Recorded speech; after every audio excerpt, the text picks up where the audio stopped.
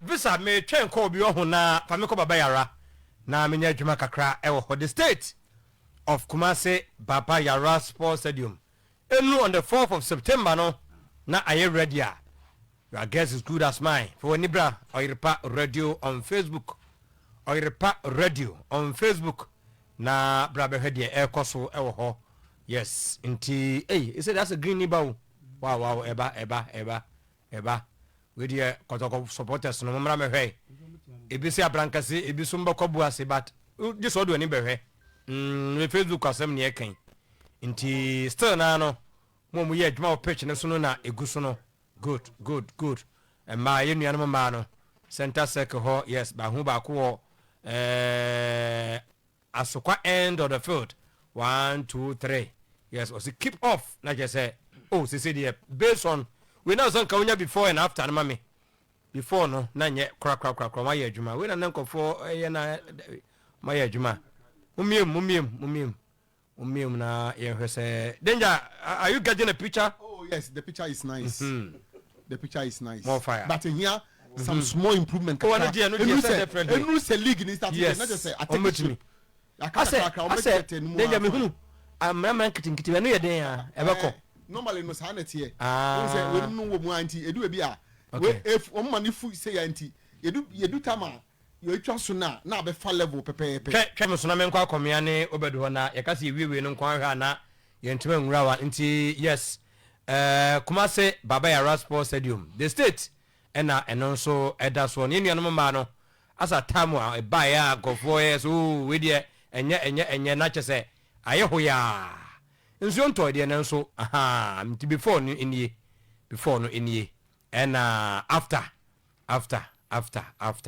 nti you say na danger enemy runable na ka asa yi kitinkiti bia na kitinkiti bia na o say eno tutua na abomase a be ohwemensa bebia na supporters ye tie no a ho na ase ekwan kakra de da o mo hwe animu se ma hyebo se enu se league in Saturday na Baba Yara are ready for Kotoko games a mbetumi abo ewo ho enomo na amefa we so na menko akomia ho na Obed Emra has enso a communicate dia Marian Hending ne lawyer say whoebe next week there ni sika o se omutua edema coach no ombetua na omoyi tabo no de afro mo so na ha sanya akonya etumi ameki signings na de kakra na sa aka no eye interest na abeguso no eno na sa pale pa nti no de ompesa has epeso omutua sika botre no ediwie omuwie a na je se interest no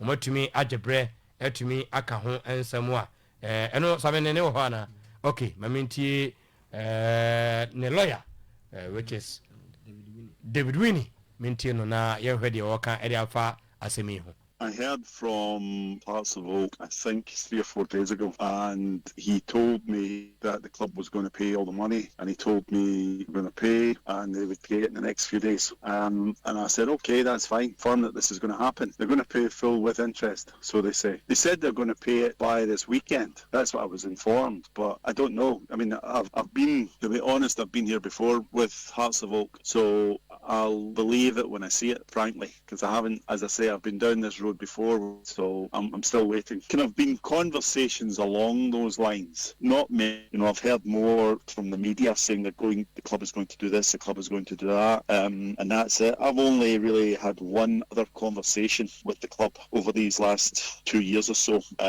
maybe 2. So I'll wait until they actually pay the money into the account before I get excited about this. Under the ruling, they can transfer any players they want. They can transfer the whole team, another team in Ghana, and they can transfer a player to another outside Ghana. What they cannot do is register, i.e. sign another player from within Ghana or internationally. They cannot sign any new players. They can sell the whole team, but they can't sign any new players. Good. Inti David Winnie and you may confirm media man say who be next week there and only and someone has empty no friend no or carry chrom na mum as one person me has and many has masa yenimu matching watch enti interest na musu ho no monfanka zika botre no but has nso gina say me interest ka botre no yesi bi ehwe wanu na to bi ebene monso monye na as ebre akomia over First, I'm happy for Mediama for. I'm a danger now. Oh, be a nurse as you want now to be able to carry what you am. Then I'm here to never. Okotakwa, I spend a day or Takwada. Mekwase me ba. Hold me cheba ku bi wo ho na me ba anadwo be don ku bi na ye fa ku me Baba Yara. Enjoy. Oh yeah, na ho 19 na de. Na one Baba Yara na nam. Baba Yara takwani or take you through. Baba Yara no so che takwani. Baba Yara. Takwani. That's why I'm happy for them. Say at least of Ombetima leverage ga kano mabo no. Game na eko takwane sanema no. Sanema no Ombetima kantina zakito kanse say 100 Ghana cedis Africa takwa betua takwa fo no. Because we say predominantly no yeah gold miners name say you know. It no actions no. In Africa for the first time historic in Africa bana to susu 200 cedis I say any bad. I go fuck my na takwa but my brother na Africa put a buy for na Ombetima Krubiso. The life there no very vibrant offer. One day I say me family patoni na okwa me ka chenzo mo treat takwa Jinedi ekro no unze omo 12 midnight na ye ko do kuma no 12 midnight na takwa sorry si bibia ni hokura 12 midnight na sorry 12 midnight na chilling wo so 12 midnight ko ma order almost 12 no matie zuku yo mutaka kasa no makwa na ze etwemu ano so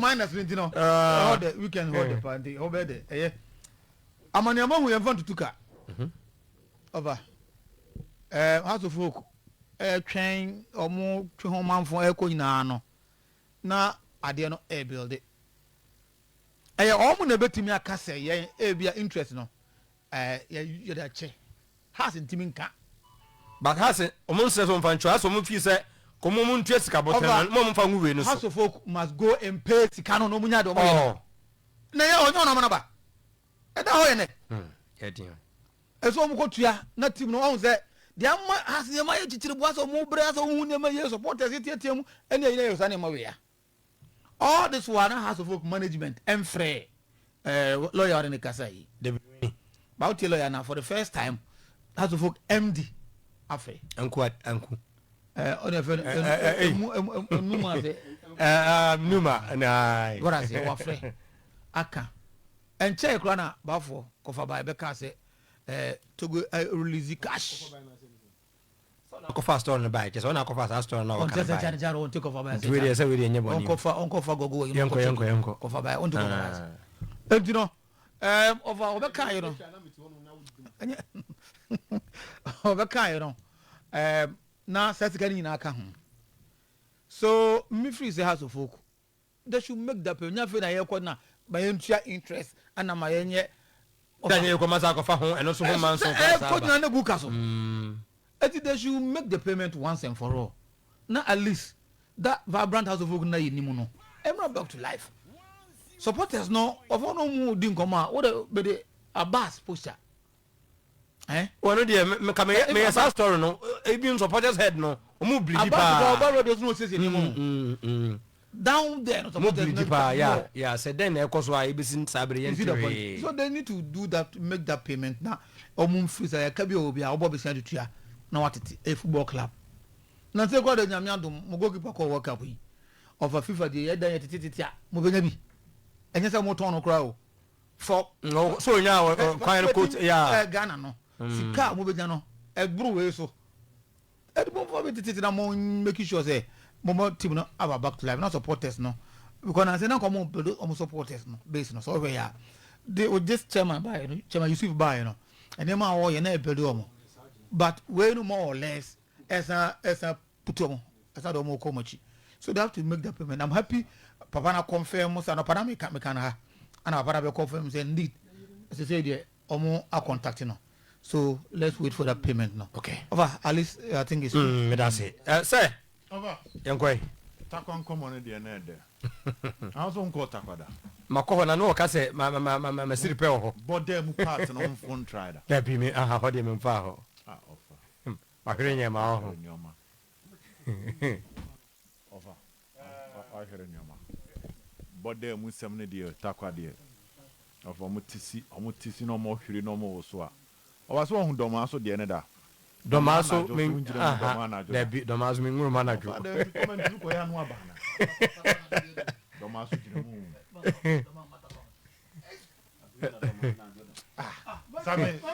Debbie Takwano, the way I'm a horror there is a cash no sound. To meet me a action. I like a Hano. Oh, is there? Some of them are. Some of them are. Yeah, baby guess. Mr. Fabin Cow, young queen, and one, Mr. Bra. Yeah, you know, I'm approval. Into your bad demo. The another key to kind here. Oh, pillars near Sissiono. Pillars near Sissiono. White, no. Be inside her panel. I see why I be blocking. And you knew how. And I come to me back. When you hear you, better. You say we declare as our seat in the own United Mobile. I'm on seat. Almost about 20 Munuka Crana. But the children are to me minor ones and they say children. Also, we know the advantage is even the home crowd. No, the bebo born, beboa. And as some couldn't answer quines or master here.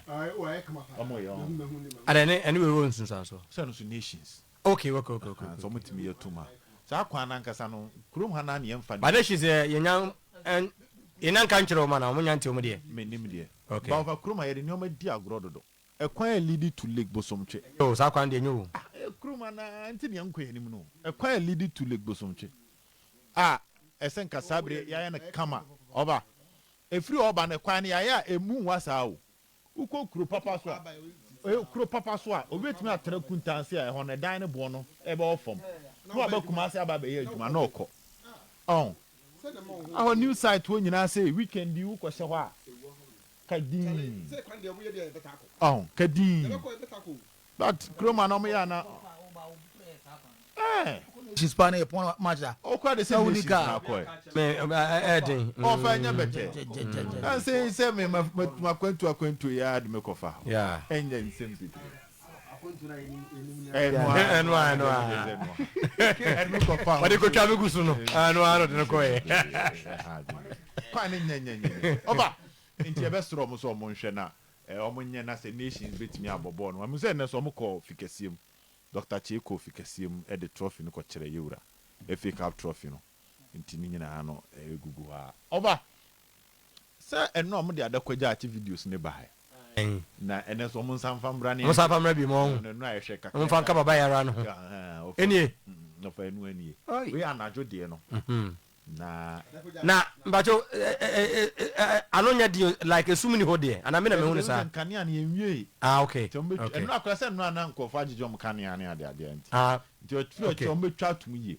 So ne ho ba na plant are ready ho. Na so mo ye ni nyina. Na over omo nti wait na mamete ase de nti ana owo na ese omoto.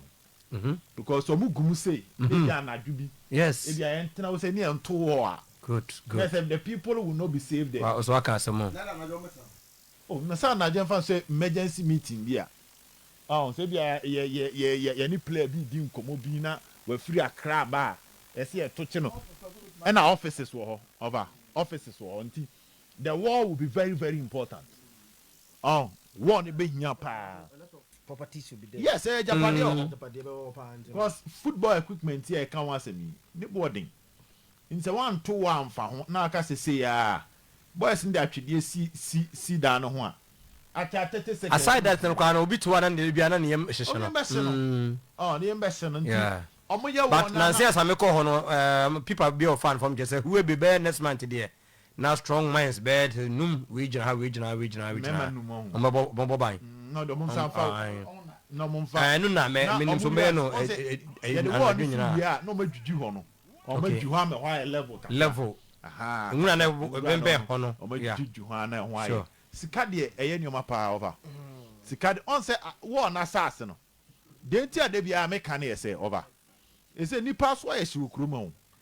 Asase no de na nse na me ne panyini bi. Nyame ahira no over. Wenya kunya odi hine wo kurum ha. Ena me nka no say wo fa ha say. Ye ba ya asase ni nyina ha san. Impesu asese ni impesu aso no. nsase na sa asase de asase o sika bi da aduma ya o na enti e ba ne sa na wo dan no si I don't know ya bi o sika asase da adum Matias ba e say no nkuro bebre o Kumase ha ayemfo ne bae no asase na e ho no e bia asa nti wo a wasisi atutum rof no wodi agro a obeba no na yi say om de hyem 2 years nti kwatko asase say over no kra ne say bebre akwa kam o sa ahase ndi o mo nkrochi dodo na o ma nkrochi fa dodo na na so chese obi ben na case bi aba baby girl bi akofast na ba won yes bi akola bi ko school bi yes ka na yete asase ato ama na mo nya obefa kire twakakra bi na na ofase asema na betuntum akata so enti kende de o kede nya na ne betwene mu no ofase de ha je a je se wo ba ko ye na on di mensa mu obetwa ton kakra di bo na otwa first one na ma anya he a woni be ba on be 3 star no oku be miensa bom ohu ya no aka kire mse munsi dan ni so the last time you kwa adako ja acheko check esem ko form dan abakotko asase mu nya asem ketwa enyo obi na se meme se o ise we da babu bu ni sen eno ne asem no bu enye yi asase ye de ma won na watena ho a enti war ne de me se mani abre won war is not just say kotko ye train e be protect it, not just say a project be protect same o ma wie ba kwa na tu no ma wie obi ntimi sendi samba mu biem oba obi ntimi sendi mba mu biem because ye kwe nyina nkofo betimi adidi abam especially ase ho no no mu di because ase ho no based on kratem na ka akopim nsuo na ai ese ho nyina no ho ye nice abananim and no say na so ma be bie hostel bi wo nti kotoko na nkasa no yemfa no kren kansa o me de ma bebre di agro won so mo de pole ne ba akọ akọ mama de bie hostel nti ko adakwaja ache a anes bi ko won say no man na na madakwaja ache na kama pa eye hwa ekwan so ofe eye hwa nti and hostels ne sa ne o mane ba o ne so asas na be hot cake yes because from Kotoko training grounds to main road you can main Accra Kumasi road it's not up to 3 minutes but the car na okay ana nanti ekura e be 7-10 minutes na wadu ho nti asase bi saa no enye lungu ti na senka da Kotoko aye wo no se edan no kura no mu nsi a na so nkoma aye wo na je asase no abo asase no ban de ato o mini wo ba ofa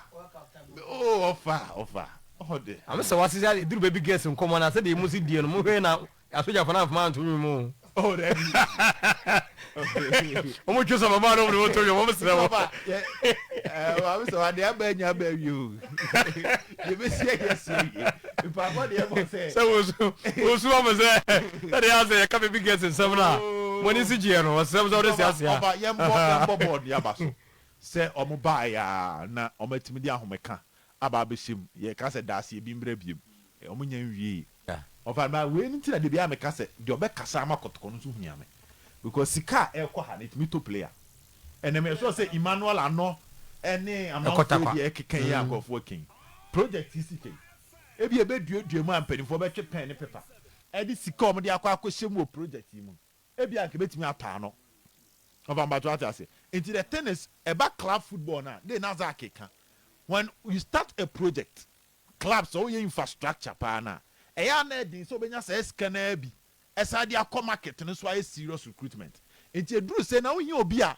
onu free kuo num over mimi kan minim sika Kotoko dia se project ni baby a obi anko free kuo num ba no ko ba no kokuta data ebi e ba ya adakwaja achi spend be 1 million Ghana cedis enti ade na efe no sa 1 million ebi anke di ko dwa so a ke betimi afa players be miensa nti achitafo ebi a feed ye send ye pesi esiesie adakwaja achi no munya bre ye dia fi ye ne kakrakra ye ma hu fie be mienu ye dia sika fa kese na ekose project mu after 2 years no ye be back all right that's ye toto kwase obi kura kana bontina ye se ahwe mu ntoka si o mu be ye project no mo wo obi okasa we nyina no on the beach into no wi a na nkofa yan ya ba akire na nka ya ba be prapre akire ye de nkomo na eden atoto aso but so far se mo obi anka hwe a Kotoko target ni enim na no anom de beba eba no sa na dwuma di na say Baba Yara Sports Stadium so no over ye mbo mabaso okay but e kire dwuma e wo ye ball na ye no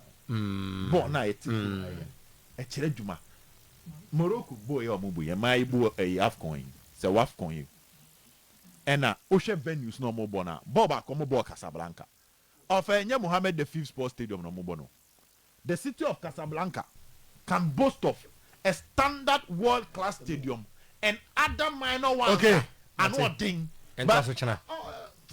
Zach, we okay with Baba Yara? Now, my mom 30 seconds been now here now. Oh, sir, at least it's before and after. Yeah, it's better than before. Okay. And I think, sir, your problem is in no. The beer, fibia, same problem. Where they are coming, unless you better come. Yeah, same problem. And me, I say, I know. So, but you're watching now. Okay. Mama pick it. Be about men's one. Okay. Tinkland. See the watch now. Sir, I will be thinking maybe. Okay. And some look at it. Oh yeah. I'm watching Papa. Okay. And you're watching now. What the bedroom? Untin be beer. This is Me Judy. I come here by 30 seconds. We okay? The only test me says uko obi adwum na o ya de na won ti ase abusari en kire wo mu. On say sometimes you be raising ni aka nsem bebre but at the end of the day no so unya to wase kakra bi a anke nipa no echechire mu a oti ase why they are doing what they are doing. So the year hu ya o de be kire ya eyefi. And now no kra na akoye nsem bebre be ana baba mati park so ne sane manema. So after any explanation results any day yenya. We are only hoping that we can maintain the pitch. I'm was on maintain it well. So I'm good. I'm good at it. Danger.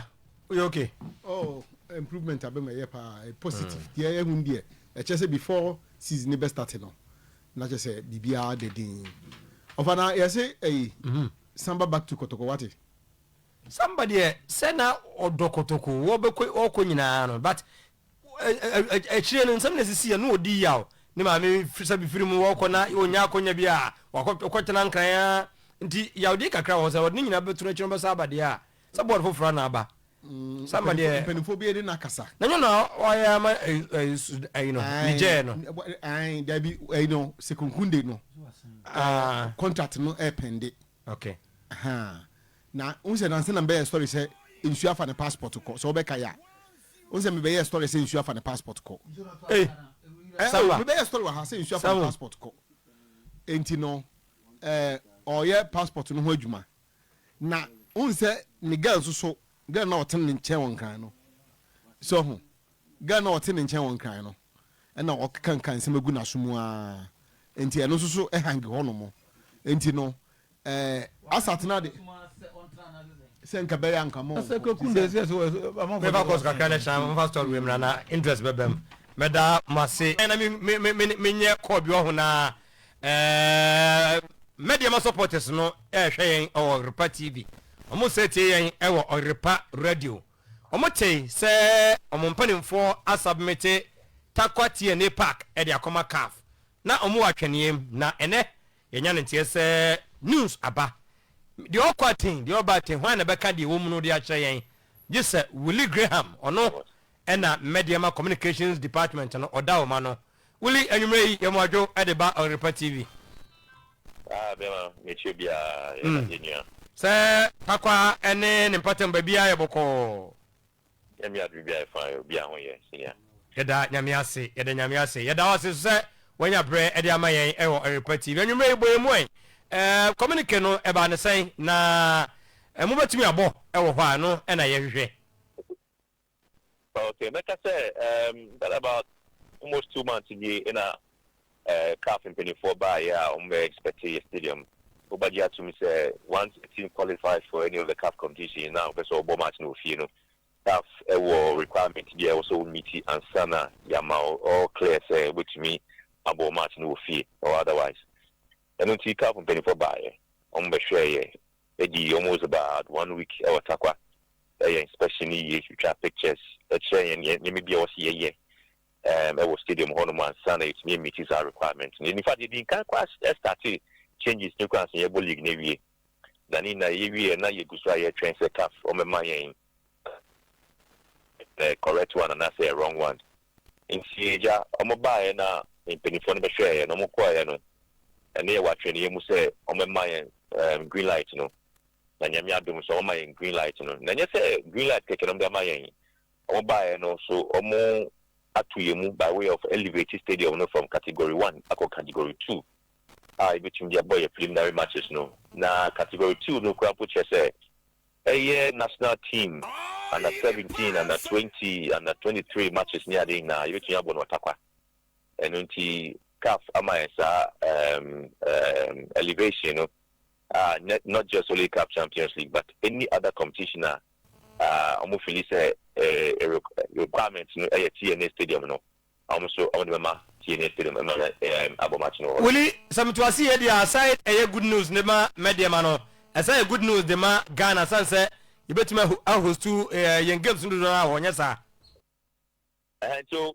and I make as juvenile matches because under 17 under 20 ni other under 23 ni ade dey betimi abo no honomo na yen fan say Black Stars ni ade no chisi movie ko category 3 okay na you be ko category 3 no and also adwuma wo honomo wo se ye na and also CAF say to me say adwuma na so mo gitu mu dia they can move us from category 2 na ko category 3 into no TNA stadium fresh historically yembo CAF Champions League TNA stadium da na for the very first time you know yenya sa kwenya no ye CAF ama category 2 status and ya one impo mama 2 kese to me yenya man kitu ebi kakra ka stadium no ho you betumi movie akọ category 3 na se tumi ko do category 3 dia and your Black Stars matches no betumi abono good enti anwumei news no ba here no saying na camp etie I'm saying the exciting news, man, because fans of Takwa love their football. I mean,